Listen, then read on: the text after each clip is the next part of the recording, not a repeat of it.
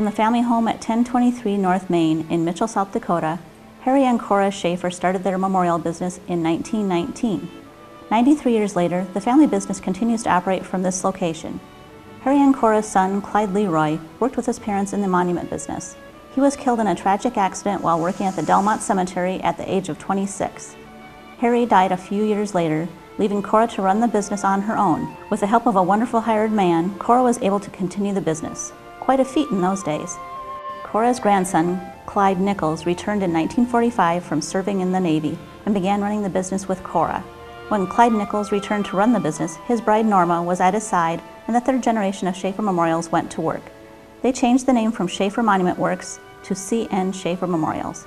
They ran the business together until 1969 when Clyde died of a heart condition while in the Black Hills hunting with his two sons. Norma continued with the business and invited her oldest son, Gary, and his wife, Kay, to purchase and run the business. Gary wasn't fully involved in the business previously and didn't know much about running the shop process of sandblasting. He wanted to learn the shape carved florals, so he learned some of the techniques for shape carving at the quarry in St. Cloud, Minnesota.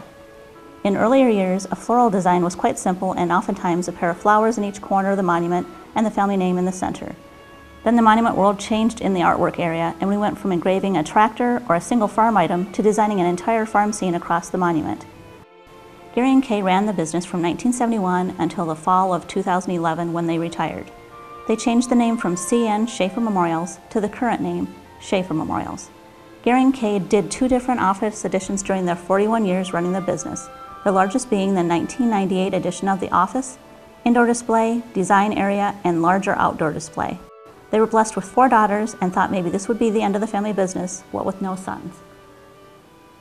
I remember as a child my sisters and I asking our father if we could help him in the shop. I have fond memories of sweeping up the sand and helping to pull letters out of the stencil. As a teenager, I remember having the thought, why can't a daughter take over the business as well as a son? And the seed was planted to eventually move back with my husband and learn the family business. The most notable change over the generations, the first generation used various chisel size and shapes with a mallet to work away at the granite in the desired shape and depth. The third generation used metal letters copied onto a rubber stencil.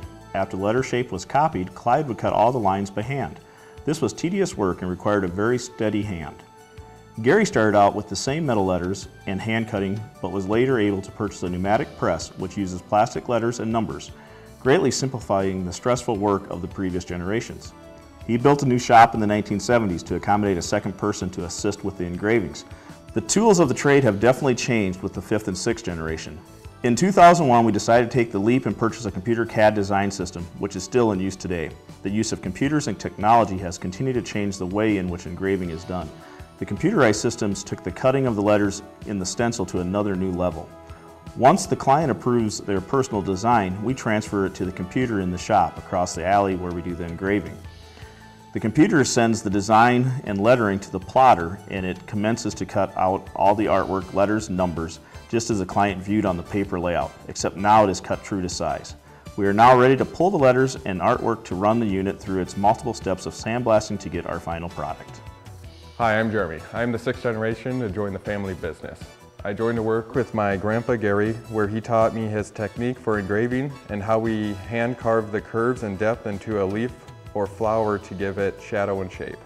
My older brother Josh helps us with business and marketing strategies, and my younger brother helps us with database entries and mailings.